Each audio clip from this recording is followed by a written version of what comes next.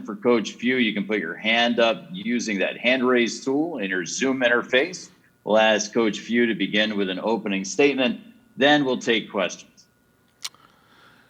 Well, hey, it's been a shortened week, but it's been an awesome week to be back to a Final Four. Such a great accomplishment by our group, and I'm so proud of them and so happy to be here, just kind of helping them on this last part of our journey here. And they are as focused and dialed in and ready to go. We know we're in for a real rock fight of a game and a battle against UCLA. They've absolutely, totally taken on Mix Persona. He just does such a great job of his teams are always so tough and so disciplined and so hard to score on. But, man, they've been very opportunistic with their offensive side of the ball, and but our guys are looking forward to the challenge. Thank you, Coach Few. Coach Few joins us for the next 20 minutes. Then we'll have Gonzaga student-athletes Andrew Nembhard and Drew Timme. Let's go to some questions for Coach Few, beginning with Brenna Green of KREM Television. Hi, Mark. Brenna Green from 2. You were awarded 2 National Coach of the Year awards today, but one was from the NABC, which is obviously given to you by your peers. Just how does it feel to be honored by your peers in that way?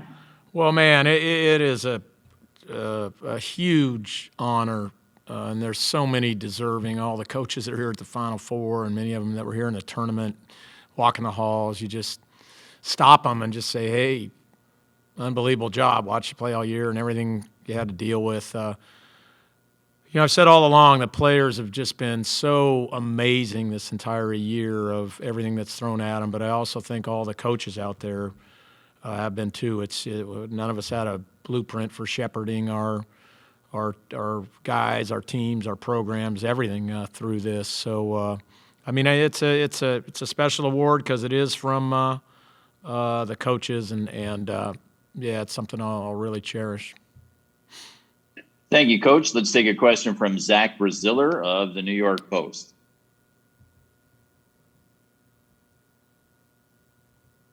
Zach Braziller, New York Post. Mark, you guys obviously are a unique company, is getting to a Final Four undefeated. Have you reached out to anyone who's experienced that, to approach it? And what, if someone would have told you before the year you guys would go into the Final Four undefeated, what would your reaction have been? I would have laughed. I would have just absolutely laughed. It's just so hard to do in a normal season, and then when you factor in, like I said earlier today, that just absolutely no juice in any arena, in any environment. Even we have arguably the best home court in all of America, and to walk out there, I think, was probably the hardest thing for me and our players. And there's literally nobody in our building except us, the other team, and the officials, and a couple people keeping score. For these guys to channel their competitive spirit night in and night out and to really not miss a beat on that has been amazing. As far as talking to anybody, Coach Cal and I are good friends, and I reached out to him. But, it's just been mostly about, we haven't spent any time on it at all. We just want to win this tournament, and that's all we care about. And at this point now, we know we have to be undefeated to win this tournament. So it's just been about beating UCLA now. Next question is for Jim Alexander of the SoCal News Group. Yeah, Mark, just wondering how your players have handled it, whether it's a burden, whether it's a blessing, whatever. Watching them play, it doesn't seem like they're stressed out at all. How is it from your standpoint? What you see is real. They don't see the least bit burdened by it. I would say, much to my chagrin, and I hate to admit this, but the fact that they're always messing around on their phones and playing video games, I think, has insulated them from a lot of stuff that's going on out there being talked about. So it might be the one instance where I'm actually happy they have all that stuff. But I'm just telling you guys, at no time has it ever came up as I noticed it in game, in practice, anything. They have been solely focused on winning this tournament and trying to be national champions. And I think whatever happens because of that or on the way to that is all secondary, and they're not even dealing with it. Thank If you you. have a question for Coach Few, use the raised hand function in your Zoom interface. Let's take one from Eddie Pells from the Associated Press. Hey, Mark. Ever spent basically like 3 straight weeks in a hotel? And how does that, we're all human, right? Yeah. Even though you're having a great time, how does that sort of play out for you? Yeah, great question. I entered into this with much trepidation, but I got to be honest with you. I mean, the NCAA and Dan Gavitt and his crew have done just an unbelievable job of having. There must be a million details to put this enterprise on, and we haven't wanted for anything, and it's just been we've actually drawn even closer together, and strangely enough, and this is probably a sad reflection of where I'm at right now, but we're used to it now. There's kind of a rhythm to the bubble. I keep telling everybody, and it's okay. So that being said, I would say it was like a Virginia City gold rush the first 7 days we were here, and now it's like one of those ghost towns you drive through when I'm out fishing out west somewhere, and it's tumbleweed blowing through the hallways now, and nobody for miles. The wells have all dried up, and it's pretty desolate now around the convention center and through the hotel. Let's go to Keith Osso next. Keith Osso from TV in Spokane. Hey, Coach, I know Final Four is amazing, but this is the last few days this team's going to be together. And you talked about how much of a joy they've been all year. Is there any sadness to that, knowing that this is it? Or is it just, your goal obviously is right in front of you?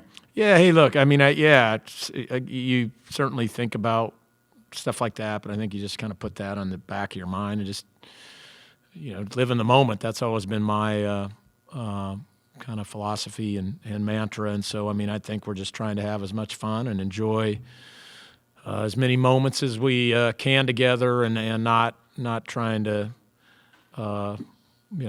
worry about that. And then also, look, there's still more to the end of the school year and all that, where we can finally just maybe have some normalcy about us before everybody moves on to do whatever they got to do. Coach, the next question is going to be from Isabel Gonzalez from the Mid-Major Outlet. Hi, Coach. Isabel Gonzalez, Mid-Major Madness. Last game, you talked about the importance of celebrating, and you said you guys were definitely going to celebrate that win, just like you have other ones. Mm-hmm. What are some of the things you guys do to celebrate after those? And at what point do you decide, okay, we're done celebrating, time to focus? Hey, we just do what we do. We had a great time after the game together, and then we obviously shared a great meal, and the guys hung out, and they were able to do whatever they needed to do. And then, at the end of the evening or the early morning, it's just a really, really mature team, and they knew that from that point on it was, now it was back to business, and we had to hunker down and get ready for UCLA. But, yeah, we had a great time together and enjoyed the heck out of it. Anything specific you can share, like were they playing video games or pickleball? It's just what we all do. They do everything. They do a little bit of all of that, and like I said, the NCAA's done an unbelievable job with our team rooms and the activities that are available to them. So we had a great time. The staff had a great time, and time to move on. Next question to Vincent Saglambeni of the Gonzaga Bulletin. Thank you. Hey, Coach. Vincent Saglambeni of the Gonzaga Bulletin. my question for you is, as you know, the Final Four is obviously a big stage, and there could potentially be moments in the game where, X's and O's may be thrown out the window, and it's just a matter of, who wants it more. What do you see in your team that you believe will give you the advantage in those moments?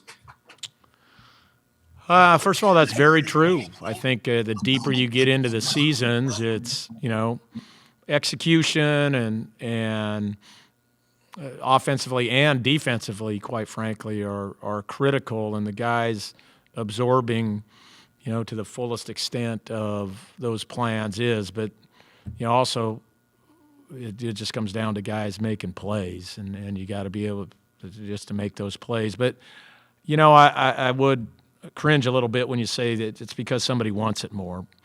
Nobody wants it more than my guys, and nobody wants it more than the UCLA guys. I mean, both teams are going to give it everything they got. So I don't think it's a wanting it more. It's just, in the end, sometimes somebody just makes a play. Next up, Dennis Patchen of SWX KHQ Sports. Mark, you've been to the Final Four before. COVID aside, what's the biggest difference in making it here a second time? Well, I mean, look, it is that. I mean, the public practice, I don't know, probably had 30,000 people at it in Phoenix. When we walked out on the floor for the first game, there was 80,000 people up in the stands. So it's vastly different. The energy around the hotel, with family and friends and ex-players. We had hundreds of ex-players come back that we had a couple of events with that were very powerful moments for all of us. Those I feel bad that our guys haven't been able to experience that aspect of it. But the flip side of it is, man, I mean, we're so focused and there's no distractions. None of us are having to worry about tickets and worrying about trying to connect with our families around the schedule that we have here. And so you get some great camaraderie, as if we needed any more, but it's been great to have it, of just all of us together on this, and that's all we got. And then some, there's really the focus of our film sessions and our practice sessions and our walkthroughs and everything is great. Thank you. Is there a final question this afternoon for Coach Few? Coach, with no further questions, we want to thank you for joining us this afternoon. Best of luck tomorrow against UCLA. Yeah, you got it. Thank you.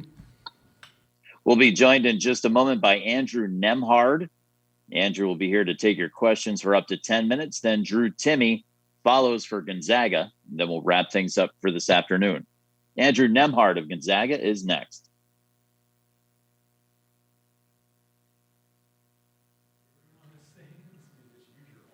Give a chance for our camera to adjust, Andrew. Andrew, good afternoon. We want to thank you for joining us here. Congratulations and welcome to the Final Four. Thank you. We'll take some questions. First from Kevin Brockway, CNHI Sports. Yeah, Andrew, I didn't know if you could walk me through the transfer process last year in terms of, what made you decide to leave Florida first and then what attracted you to Gonzaga? Yeah, I think after the season, I just kind of spoke with my family and people close to me and just felt that I needed to change basketball-wise and that Florida necessarily wasn't the best fit for me. And so Gonzaga was one of the teams that I really kind of looked for and then kind of reached out to just because I've known their program for the last few years and the coaching staff already recruited me when I was a senior in high school, so I felt comfortable coming here and the playing style and how they develop players, and that's kind of how it went down. The next question is going to be from Allison Williams of ESPN. Hey, Andrew, just curious if you could describe for me kind of what it's been like being in this bubble and maybe some of the unique things you guys have done to try and have some fun and kill some time. Yeah, it's been different. It's been very kind of everybody's just been focusing on the games, and it's been good for us to kind of just lock in and stay together. And lately, kind of our our team room has been kind of upgraded, and we've been kind of playing games in there, ping pong, video games. So just spending more time together. Are you playing any pickleball with Coach? I haven't. He said I'm not allowed to play until I get my game a little bit better. So I'm still working. Next up from the New York Post, let's have a question from Zach Braziller. Zach Braziller, New York Post. Andrew, all year, there's been talk of there were two super teams, you guys and Baylor. Have you followed Baylor at all? And what do you think a matchup with them would be like? Yeah, definitely. I mean, we were supposed to play them earlier in the season, so we kind of did a full scout on them and everything. And the game got canceled the morning of, so we definitely had our eyes on them early in the season, and definitely been watching their games and just seeing how well they've been doing. And I think I would love to play them in the finals, and it would just be a great matchup. Next question to John Blanchette of the Spokane Spokesman Review. Andrew, John Blanchette from the Spokesman in Spokane. I know everyone's grateful that a season even got played this year, and especially you got to this tournament and were able to pull this off. Is there any regret, though, or do you feel like you've missed out on the usual hype and the hubbub that are around the NCAA tournament and the amount of people that would be in town and the fans that you'd be able to play for? Yeah, I think there's a little bit lost there, obviously, just because of how big the Final Four usually is. And Coach spoke to it earlier about how the atmosphere was just so crazy last time they went. But I think the significance of the tournament is still there, and the significance of the moment is still there. So I think it's still a very exciting time for us. Andrew, our next question comes from Matthew Shianiti in Toronto.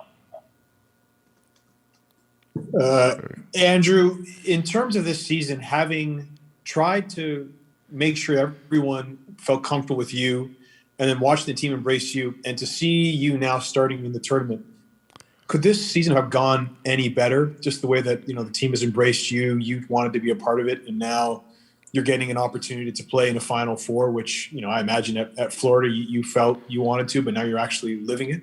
Yeah, no, it's been great. It's been great. They really welcomed me in the best possible way, and just helped me out. And then I think the fit has been good, and we've been achieving a lot of good things. So definitely couldn't ask for any more. Jeremy Wu is going to be up next. Jeremy's from Sports Illustrated.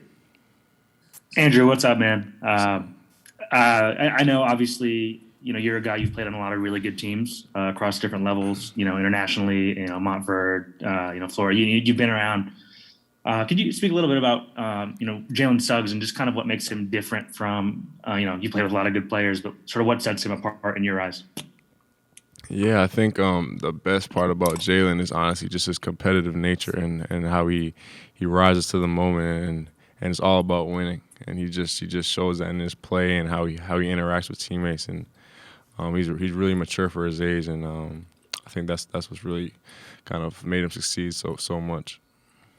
And if I could get one more, go ahead, Jeremy. In the bubble like this, you guys are kind of stuck here, for a while. Does it help having someone who's just like that fiery all the time, just to kind of like keep you guys moving? Even as a younger guy, it could be easy to lose focus, but having that constant competitiveness, is that a factor? Yeah, I think a lot of guys on our team inhibit that same competitive drive, and I think that's what makes us so good and so mature, is that we all kind of feel the same way, and we bring that every day, and we push each other in practice every day, and it gives a good product on the court.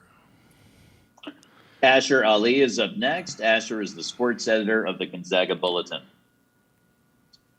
Hey, Andrew. Looking ahead to tomorrow's matchup against UCLA, they bring a lot of scrappy and really, competitive guard play. A little bit different than USC, who is, really formidable down low. But at the top of the key, UCLA has some guys like Johnny Juzang and I'm forgetting his name, but a lot of really good players over there. So what are you guys kind of looking at? What's the scouting report on them, and how do you guys see the guard play kind of working out? Yeah, I think they play a slower type of style, and then they really are kind of competitive on the defensive side of the floor, and I think we just have to be who we've been all season and just stick to our game plan, which kind of we're going to lay out in these last couple of days, and just be us, honestly. Dennis Patchen is up next from SWXKHQ Sports. Andrew, can you take a look at UCLA, and are there problems they could present for you guys? Yeah, I think they're a competitive team. I think they'll try to muck it up on the defensive side of the ball. I think we need to get the ball moving. I think offensively we've been pretty good with moving the ball all year, so I don't think that'll be too much of a problem. And defensively, we just have to lock into their sets and stay sticky with the hot hand. Thank you. Up next, Andrew, let's take a question from Karthik Venkataraman, KREM2 Television. Hey, Andrew, Karthik from KREM2 Sports over here in Spokane. I mean, for a college basketball player, this is kind of the dream to make it to the stage, to the Final Four, get a chance to play for the national championship. Just how excited are you to make it to the stage and to get to play in this game tomorrow? Yeah, I'm beyond excited, honestly. It's what every team tries to achieve every year, and we've kind of put a lot of time in this year, just being the way it's been and just coming together with this group of guys. I think it's just a great experience, and I can't wait to kind of step on that floor again. And the final question for you, Andrew, is going to go back to Matthew Shianiti from Toronto. Andrew, I know how close you are with RJ. RJ wasn't able to get this far, and RJ's been a part of your journey. Have you been texting him at all to kind of, to Canadian kids who, were able to excel on the NCAA stage? And if so, what's the messages he's been sending you? Yeah, he'll text me every so often, just kind of congratulate me on whatever I've been doing, and I know he's watching. I'll be watching his games, and kind of just a mutual respect for each other's games, and we're just happy to see each other excel. Karthik, you have a follow-up? Let's go to Karthik for his follow-up, and then we'll wrap things up with Andrew. Oh, sorry, I didn't mean to raise my hand again. I was, yeah, I'm good. Sorry. Okay. Well, we're happy to hear from you anyway. Andrew, we want to thank you very much for participating in this afternoon's news conference. Your teammate, Drew Timme, is going to join us next. Best of luck tomorrow against UCLA. Thank you, sir. Appreciate it.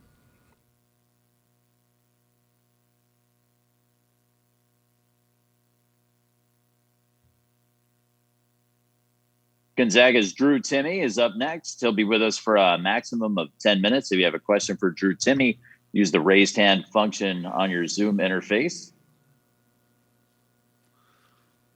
Drew joins us right now. Drew, congratulations. Welcome to the Final Four. Thanks for spending some time with us this afternoon.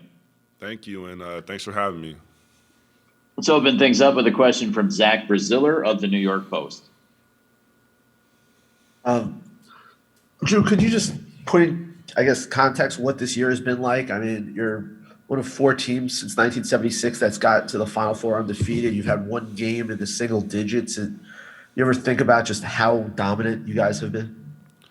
It's definitely been a great season, but it's been a lot, and I think we've done a good job handling it. But we're not focusing too much on what we have done.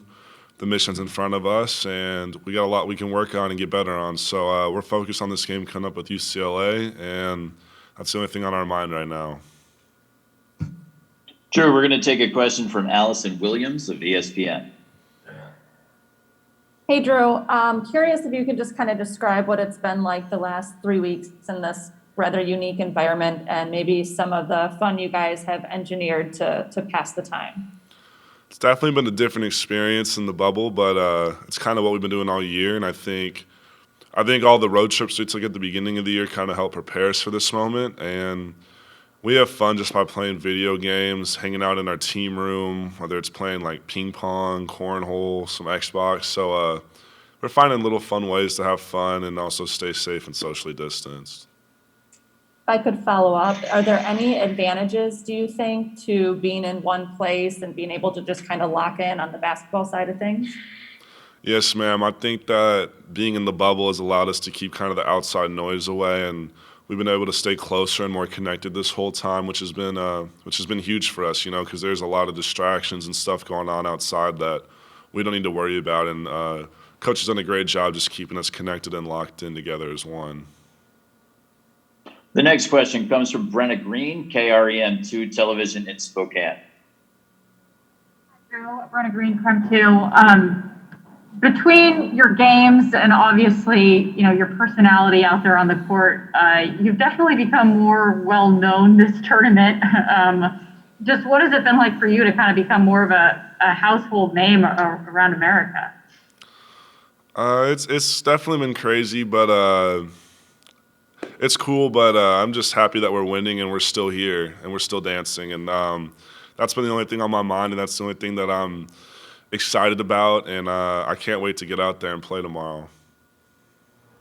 Isabel Gonzalez is up next from Mid-Major Madness. Hey, Drew. So kind of going off on that a little bit, you've gotten to do a lot of cool things. Obviously, you got to talk to Dwayne Wade. You've obviously had like a Twitter just for your mustache. Like, what's been your favorite thing so far? Because you've done a lot and you're living your best life right now. Yeah, it's been crazy, all the cool things that have happened. But the favorite thing I've done is just we've been winning. It's great to win. I hate to lose. And just our team being together and just continuing to keep on winning. And, we're 4-0 so far in March. And nothing gets much better than that. Jeremy Wu up next from Sports Illustrated. Hey, Drew. I was just wondering if you could speak a little bit to just sort of the impact, having Jalen Suggs this year has sort of had on the group. Does it kind of give you a confidence? He's so competitive. He's always, going 100%, even from a freshman. Do you detect that difference from last year to this year? Yeah, he's been a great impact and piece of this team. He's our point guard. He keeps us going no matter what, and he's a fierce competitor, and it rubs off on all the guys for sure. It's not easy coming in, being a freshman, and being able to kind of be given the reins, and he's done a great job of that, and as well as making sure everybody, gets touches, gets involved, and stays calm and collected. So he's done more than a great job of being a leader of this team and just being able to help us. Scott Gleason next from USA Today. Scott, question to you. Hi, Drew. I was hoping that you could just maybe share a little bit of the emotions that you experienced when the tournament was canceled last year, and how you and your teammates might have used just not being able to play March Madness last year to really kind of channel that off-season drive and everything you guys have been able to do this season. It definitely was a roller coaster of emotions. We just won our conference championship, and we were feeling good about things and just how we felt like we were kind of hitting our stride at the right time, but unfortunately got canceled, and we understood it. At the end of the day, the safety of the mini is way more important than just a game, but we were hurt, and especially guys like Ryan Woolridge, who never got to play in a tournament. I felt really bad for him, especially in Tilly and Mon, but we're doing it for them, and they know that, and they're excited. We've been keeping them up to date. We still keep in touch with all those guys, and they couldn't be more proud of us, and it's great that we can at least do something for them a little bit. Next question is for Jim Meehan of the Spokane Spokesman Review. Hey, Drew. Jim Meehan. Just curious, you went up against the Mobleys the other day, All-American and Evan like yourself. Now it's a different challenge tomorrow against a very good player. How much are you into the film study of those guys, and how much is just letting your natural footwork and moves come out with whatever you see on the court? Yeah, they're all great players that we've been playing, and Coach does a great job of making sure we get in for film and watching guys and just the team. And, I think as a group, we're confident that as long as we stay true to who we are, we can accomplish anything at the end of the day. And we're excited for the challenge. They're a great team. They're hitting their stride at the perfect time, and they're dangerous. And they play a little different than what we faced. But we're excited for the challenge, and we can't wait. Next up, Eddie Pels, Associated Press. Hey, Drew, I might have missed this, but any plans on the facial hair for this weekend or for tomorrow? Nah, I don't. It's got a life of its own. I just kind of do whatever it wants. Jim Alexander's up next from the SoCal News Group. Yeah, can't let that information out, right? Yeah, Drew, I don't know if you heard Coach Few talked about how maybe you guys being buried in your phones and video games and whatnot have maybe helped relieve the burden and the distraction of being undefeated. What has it been like from a player's standpoint, getting on a roll like this and realizing that you've got a chance to make some history here? We're not really bought into that aspect.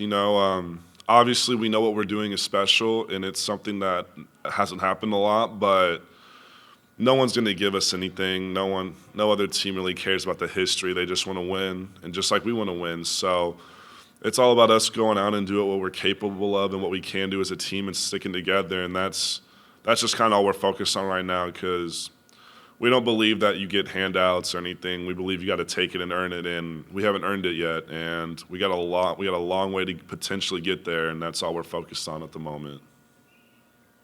The next question is for Lane Higgins of the Wall Street Journal. Hey there, Drew. I was going to ask about the mustache, but I will redirect. So, your team hasn't really trailed in a substantial way since the BYU game in the WCC championship. And, I'm curious, obviously your team has won by large margins all year long, but do you think it was important or helpful at all to be tested in that way and kind of have to really fight back right before going into March Madness and kind of having a little bit of a test, if you will? Yeah, we loved it. Obviously, it's great to learn, and we watched that film a lot, and we saw where we went wrong and where we messed up, and kind of how we got away from being ourselves. And it was great to watch that. And while it wasn't the most fun watch, I would say for me personally, and probably a couple other guys, you always learn more from your mistakes. And I feel like getting tested like that by a really good team like BYU was able to kind of help us and kind of rekindle the fire and refocus us going into March. Thank you. Next question, let's go back to Allison Williams for a follow-up. Okay, Drew, this is kind of random, but when we Zoomed prior to the start of the postseason, you probably jokingly referred to how like the Final Four and maybe it was one shining moment is similar to your artwork. Do you remember that at all? And can you expand a little bit on what you meant by that? I don't really remember too much about that, but I'm a big artist, and I think the one shining moment's a work of art. And I think the two complement each other nicely, my art skills and the master artwork that goes into one shining moment. So just a big creative piece, and artists got to respect artists, Vincent Saglin-Benny is with the Gonzaga Bulletin. Vincent. Thank you. Hey, Drew, Vincent Saglin-Benny of the Gonzaga Bulletin. I don't remember exactly when Coach Few said this, but he said you kind of, took Ben Gregg under your watch a little bit and kind of helped him through that transition. Him graduating high school early and him coming to this team. How do you think you've grown and developed as a leader over these past 2 years? I definitely think it's helped me, and the situation he was put in, it's not an easy one. I remember I was struggling a lot as a freshman just coming in and just how hard that transition was. And I can't imagine how much harder it was for someone in his situation to come up here in the middle of a season, on a number one team to come in and try to figure out how he can help and as well as learn. And I think that teaching process and just kind of helping him and stuff it's helped me too, in order to be a better leader and also learning how to lead and how to help better. It's been a great experience, I think, for the both of us. And it's time to wrap things up with one more question from Karthik of Prem 2 Television in Spokane. Hey, Drew, Karthik from Creme 2 Sports over in Spokane. I want to take it back to the last game. A lot of people were saying that Evan Mobley was going to shut you down and you weren't going to have that big of a game. How personally did you take that? And did you feel like you kind of sent out a message that, you can go up against anyone toe for toe? You know, it was a great game, a great team game. You know, obviously, I did see some of the stuff that was said, but there's always been stuff said, and we don't play tennis; we play basketball. It's a team sport, and we did a great job as a team playing. And give credit to him; he's a great player, very special talent. It was a fun game, and it was definitely a nice challenge. But you know, we did a good job, and at the end of the day, I'm confident in who I am as a player and what I can do and what I can bring to this team and how I can help this team win. And I feel like that narrative's been there for a while, and we just keep answering the bell as a team, and we're excited for whatever challenges present us, and we feel like as a team we can overcome any of them. We want to thank Gonzaga's Drew Timme, Andrew Nembhard, and of course the coach Mark Few for joining us this afternoon. Best of luck tomorrow against UCLA. If you'd like to access, you got it, Drew. Thank you. If you'd like to access a recording of this news conference in the NCAA Digital Media Hub, it's at ncaa.veritone.com. Thank you for joining us. See you guys tomorrow postgame.